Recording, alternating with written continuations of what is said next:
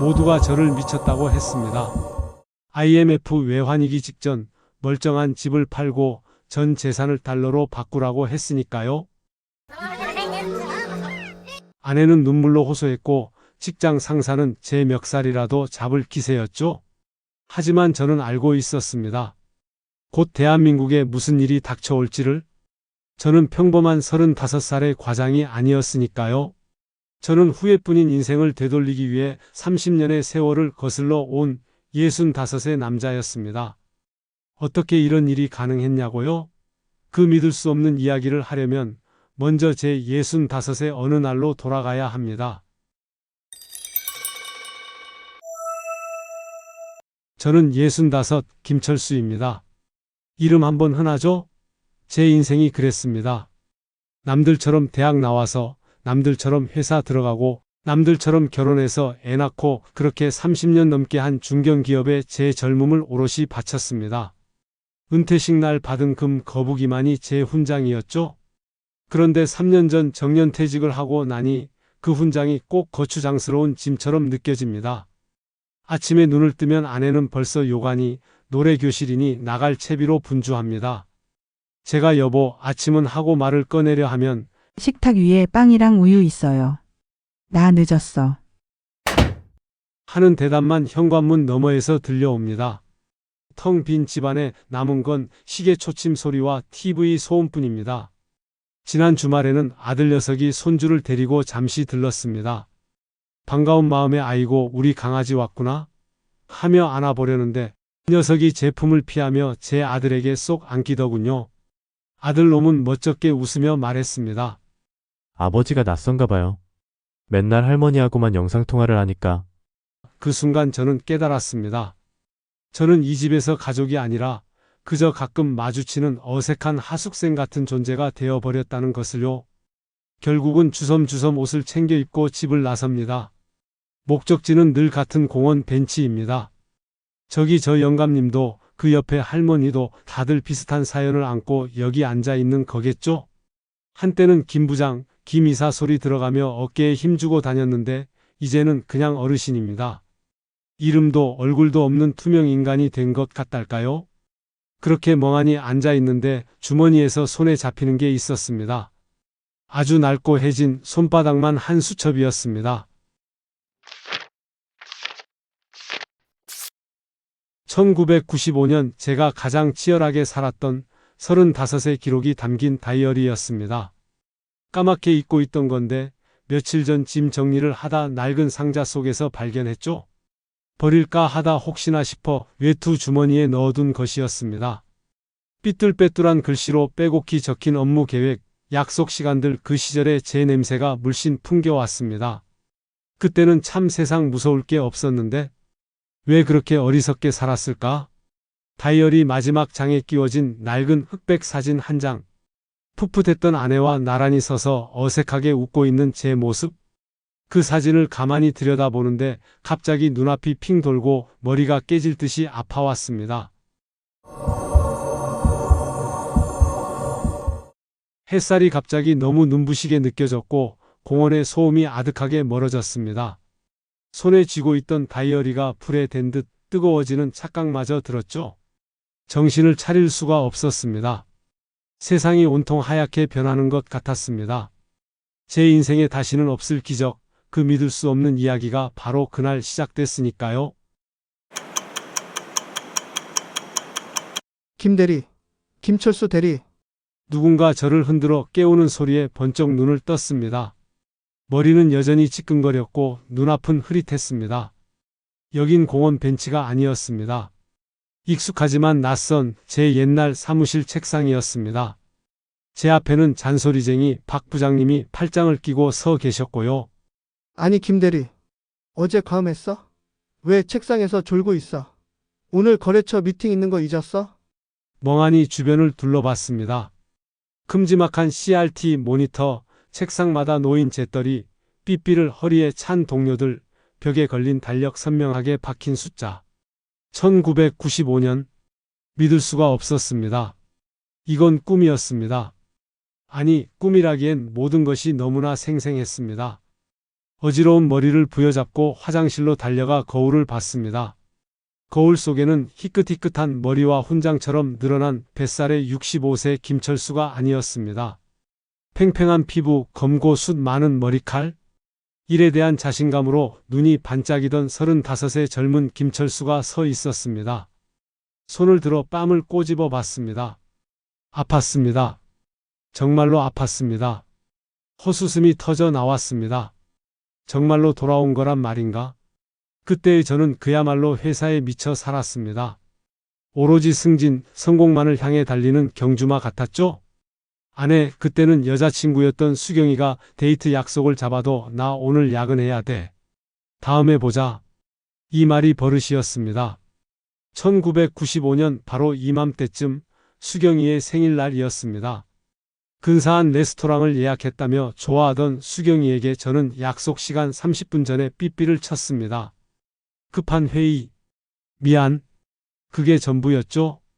수경이가 얼마나 실망했을지 그땐 알지 못했습니다. 그날 이후로 우리 사이가 얼마나 서먹해졌는지도요.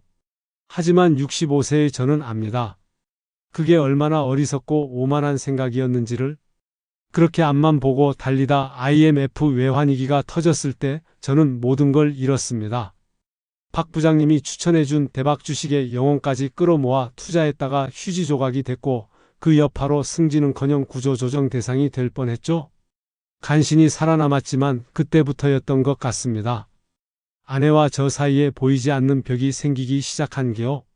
다시 돌아온 1995년, 저는 다르게 살기로 마음먹었습니다. 자리로 돌아오니 책상 위 호출기에 메시지가 와 있었습니다. 오빠 오늘 저녁 약속 있지 않았지? 아, 바로 그날이었습니다. 수경이의 생일. 과거의 저라면 이 메시지를 보고도 한숨 한번 쉬고는 일에 집중했을 겁니다. 하지만 지금은 다릅니다. 저는 곧장 자리에서 일어나 박 부장님께 다가갔습니다. 부장님, 드릴 말씀이 있습니다. 오늘 저녁에 있을 회식 죄송하지만 불참해야 할 것 같습니다. 박 부장님 눈이 동그래졌습니다. 뭐? 김대리 자네답지 않게 왜 이래? 중요한 자리인 거 알면서. 네, 압니다. 하지만 제게는 오늘 그 회식보다 더 중요한 약속이 있습니다. 여자친구 생일입니다. 이 약속을 어기면 평생 후회할 것 같습니다. 사무실의 모든 시선이 제게 쏠렸습니다. 하지만 저는 흔들리지 않았습니다. 30년의 후회가 담긴 제 눈빛은 그 누구보다 단단했으니까요. 그날 저녁 저는 수경에게 전화를 걸었습니다. 예전처럼 변명을 하는 대신 이렇게 말했죠. 수경아, 나 철수야. 오늘 내가 좀 늦을 것 같아. 미안. 대신 내가 지금 그 레스토랑으로 갈게. 가서 기다리고 있어. 꼭 할 말이 있어. 레스토랑에 도착하니 수경이는 창가에 홀로 앉아 있었습니다. 저를 보자 반가움보다 서운함이 가득한 얼굴이었죠. 자리에 앉자마자 저는 미리 준비해 간 작은 선물 상자를 내밀었습니다. 수경이가 좋아하는 작고 반짝이는 목걸이였습니다. 철수 씨 이게 뭐예요? 미안해, 수경아. 내가 그동안 너무 내 생각만 했지? 일에 미쳐서 너한테 너무 소홀했어. 특히 작년 내 생일날 회의 핑계로 바람 맞힌 거 정말 미안했다. 수경이의 눈이 동그래졌습니다. 작년 생일 일을 제가 먼저 꺼낼 줄은 몰랐던 모양입니다. 저는 수경이의 손을 잡고 진심으로 사과했습니다. 65세의 제가 35세 제 잘못을 빌었습니다. 수경이의 눈에 그렁그렁 눈물이 맺혔습니다. 아니에요, 괜찮아요? 바쁜 거 아는데. 아니, 안 괜찮아. 내가 잘못한 거야. 앞으로는 절대 그런 일 없을게. 내가 너 세상에서 가장 행복하게 해줄게. 그날 저희는 밤늦도록 이야기를 나눴습니다. 처음으로 저는 회사 이야기 대신 수경이의 이야기를 들었고 수경이의 꿈을 물었고 우리가 함께할 미래를 그렸습니다. 집으로 바래다 주는 길, 수경이가 수줍게 말했죠. 오늘 오빠 좀 이상한 거 알아? 꼭 다른 사람 같아? 근데 좋다. 그 말에 울컥 눈물이 쏟아질 뻔했습니다. 저는 그저 수경이의 손을 꽉 잡았습니다. 이번 생에선 절대로 이 손을 놓치지 않으리라 다짐하면서요. 그렇게 2년이 흘렀습니다. 저는 수경이와 결혼했고 눈에 넣어도 아프지 않을 처자들이 태어났습니다. 회사에서는 예전처럼 일에만 매달리지 않았습니다. 동료들을 챙기고 부하 직원들의 이야기에 귀를 기울였습니다. 오히려 인간관계가 좋아지니 일의 성과는 더 높아졌죠? 모두가 저를 부러워했습니다. 젊은 나이에 예쁜 아내와 아들, 그리고 탄탄한 직장까지. 하지만 저는 알고 있었습니다. 이 평화가 영원하지 않다는 것을. 곧 대한민국 전체를 뒤흔들 거대한 폭풍 IMF 외환위기가 닥쳐온다는 것을요. 1997년 가을이 되자 주변 분위기가 심상치 않게 돌아갔습니다. 한보철강, 기아자동차 이름만 대면 알만한 대기업들이 줄줄이 부도나고 주식시장은 연일 폭락했죠. 하지만 대부분의 사람들은 곧 괜찮아지겠지라며 막연한 희망을 품고 있었습니다. 박 부장님도 마찬가지였습니다. 어느 날 회식 자리에서 박 부장님이 제 어깨를 툭 치며 말했습니다. 김 과장, 지금이 기회야. 이럴 때 우량주를 헐값에 사둬야 부자 되는 거라고. 내가 증권사 센터장한테 직접 들은 확실한 정보인데 같이 투자하지 않겠나? 과거에 제가 파멸했던 바로 그 순간이었습니다. 동료들은 모두 부장님 정말입니까? 라며 눈을 빛냈습니다. 하지만 저는 단호하게 고개를 저었습니다. 부장님 죄송하지만 저는 생각이 다릅니다. 지금은 현금을 확보하고 최대한 몸을 사려야 할 때인 것 같습니다. 분위기가 싸늘해졌습니다. 박 부장님은 얼굴이 벌개져서 소리쳤죠? 이 사람아 뭘 안다고. 배짱이 없구만 배짱이. 김 과장 자네 요즘 변했어. 회사 일보다 가정에만 신경 쓰는 것 같더니 이제는 배포까지 작아졌나? 동료들도 저를 이해할 수 없다는 듯 쳐다봤습니다. 그날 밤 저는 아내에게 어렵게 말을 꺼냈습니다. 우리가 가진 모든 것을 걸어야 하는 제 인생 최대의 도박이었죠. 수경아, 나 믿지? 지금 우리가 사는 이 아파트, 그리고 우리가 가진 예금 전부 달러로 바꿔야겠어. 아내는 막 잠이 든 아기를 토닥이다가 제 말에 눈이 동그래졌습니다. 여보, 갑자기 그게 무슨 소리예요? 지금 집값이 얼마나 오르고 있는데? 다들 주식이다, 부동산이다, 투자하는데 왜 우리는? 너무 위험하잖아요? 우리 이제 막 자리 잡았는데? 갓난아기도 있는데 왜 그래요, 무섭게? 아내의 불안한 눈빛을 보며 가슴이 아팠습니다. 하지만 미래를 알고 있는 제가 할 수 있는 유일한 선택이었습니다.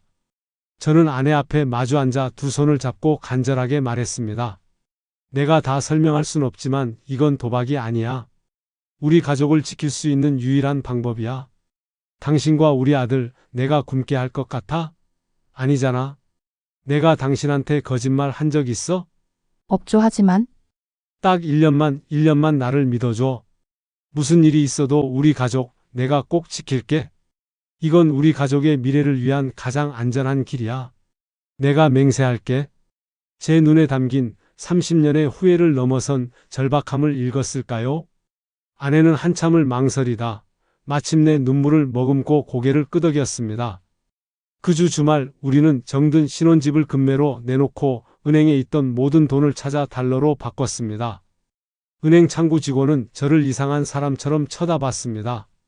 손님, 요즘 같은 때에 왜 굳이 달러를? 환율도 별로 좋지 않은데요. 저는 그저 묵묵히 환전을 마쳤습니다. 주변에서는 모두 저를 미쳤다고 손가락질했죠. 하지만 저는 흔들리지 않았습니다. 곧 닥쳐올 미래를 저는 똑똑히 알고 있었으니까요. 정부는 오늘 국제통화기금 IMF의 구제금융을 공식적으로 신청하기로 결정했습니다. 1997년 11월 21일 결국 올 것이 왔습니다. 대한민국은 국가부도 사태를 맞았고 IMF 구제금융을 신청했습니다. 환율은 하루에 100원씩 미친 듯이 치솟았고 주가는 바닥을 모르고 곤두박질 쳤습니다. 금리는 천정부지로 뛰어올라 기업들은 줄도산했고 사람들은 거리로 쏟아져 나왔습니다. 제가 다니던 회사도 예외는 아니었습니다. 대박 주식에 투자했던 박 부장님과 동료들은 하루아침에 빚더미에 앉았습니다. 회사는 대대적인 구조조정에 들어갔고 어제까지 함께 웃던 동료들이 짐을 싸서 떠나갔습니다. 사무실은 초상집처럼 변했습니다. 어느 날인가 평생을 회사에 바친 박 부장님이 자신의 책상을 정리하며 소리 없이 우는 것을 보았습니다. 과거의 나라면 그러게 내 말을 들었어야지라며 고소해 했을지도 모릅니다. 하지만 65세의 영혼을 가진 저는 그저 묵묵히 다가가 그의 어깨를 두드려 주었습니다. 부장님, 힘내십시오. 다시 일어서실 수 있습니다. 그 지옥 같은 풍경 속에서 저와 제 가족은 안전했습니다. 우리가 가진 달러의 가치는 하루가 다르게 몇 배로 불어났습니다. 월세로 옮겨간 작은 집에서 갓난 아들을 안고 뉴스를 보던 아내는 떨리는 목소리로 제게 말했습니다. 여보, 어떻게 이렇게 될 줄 알았어요? 당신 혹시 미래에서 온 사람이에요? 저는 아내의 농담 섞인 질문에 그저 빙그레 웃으며 아내 어깨를 감싸 안아 주었습니다. 폭풍이 지나가고 1년 뒤 저는 불어난 달러 자산으로 예전에 살던 아파트보다 훨씬 더 넓고 좋은 집을 샀습니다. 그리고 IMF 사태로 헐값이 된 우량 기업들의 주식을 사 모으기 시작했죠. 사람들은 여전히 두려움에 떨며 몸을 사렸지만 저는 알았습니다. 위기 뒤에는 반드시 기회가 온다는 것을요. 재정적 여유가 생기자 제 삶은 완전히 달라졌습니다. 과거처럼 회사에 목숨 걸지 않아도 됐습니다. 저는 정시에 퇴근해서 아내와 함께 저녁을 차리고 아이와 목욕을 하며 하루의 피로를 풀었습니다. 아들이 처음으로 아빠라고 말하던 순간, 뒤뚱뒤뚱 첫 걸음마를 떼던 순간, 과거의 나라면 회식 자리에서 술잔을 기울이느라 놓쳤을 모든 경이로운 순간들을 저는 가족과 함께 했습니다. 아들이 유치원에 들어갔을 땐 아버지 참여 수업에도 꼬박꼬박 참석했습니다. 다른 아버지들은 다들 어색해했지만 저는 아이와 함께 율동을 하고 샌드위치를 만들며 세상에서 가장 행복한 시간을 보냈습니다.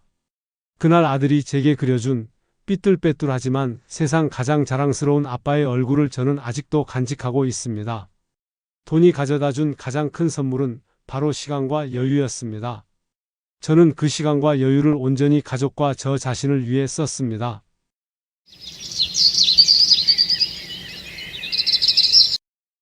다시 현재입니다. 저는 65세 김철수입니다. 하지만 3년 전 공원 벤치에 앉아있던 무기력한 노인과는 다른 사람입니다. 제 옆에는 어느새 희끗한 머리가 어울리는 아내 수경이가 다정하게 팔짱을 끼고 있습니다. 우리는 은퇴 후 복잡한 서울을 떠나 작은 정원이 있는 집에서 살고 있습니다. 여보, 무슨 생각 그렇게 해? 오늘따라 옛날 생각나네. 당신이 갑자기 달러 사자고 했을 때 나 정말 철렁했었는데. 아내의 말에 저는 그저 웃어 보입니다. 제가 시간을 되돌아왔다는 비밀은 저와 아내 둘만이 아는 이야기가 되었습니다. 가끔 아내는 저를 나의 시간 여행자라고 부르며 장난을 치곤 합니다.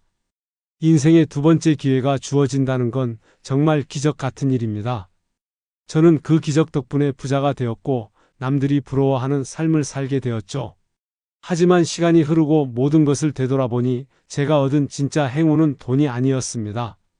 만약 제가 돈만 쫓았다면 저는 그저 돈만 많은 또 다른 외로운 늙은이가 되었을 겁니다. 진짜 행운은 무엇이 인생에서 가장 소중한지를 깨달을 기회를 얻었다는 겁니다. 65세의 외로움을 기억하는 35세 제가 될 수 있었던 것. 그것이 제게 일어난 가장 큰 기적이었습니다. 내 곁에 있는 사람의 손을 한 번 더 잡아주고 사랑한다, 고맙다는 말을 아끼지 않고 사소한 일상 속에서 행복을 발견하는 것. 그것이 인생을 가장 값지게 만드는 비결이었습니다. 어쩌면 이 이야기를 듣고 계신 분들 중에도 지난 날에 대한 후회로 가슴 아파하는 분들이 계실지 모르겠습니다. 그때 다른 선택을 했더라면 하고 말이죠. 하지만 우리에겐 시간을 되돌리는 기적은 없어도 지금 이 순간을 바꿀 기회는 항상 주어집니다. 과거의 실수를 되돌릴 순 없지만 오늘 더 나은 선택을 함으로써 미래의 후회를 줄일 수는 있습니다. 오늘 저녁 곁에 있는 아내에게, 남편에게 혹은 자식들에게 따뜻한 말 한마디 건네보는 건 어떨까요? 어색하다면 그저 묵묵히 어깨를 한번 주물러 주는 것도 좋습니다. 그것이 바로 우리 삶의 가장 위대한 기적을 만드는 첫걸음일지 모릅니다. 후회로 가득했던 한 남자의 인생 2회차 이야기가 당신의 오늘을 조금 더 따뜻하게 만들었기를 바랍니다. 구독과 좋아요로 응원해 주시면 더 재미있고 감동적인 이야기로 찾아뵙겠습니다.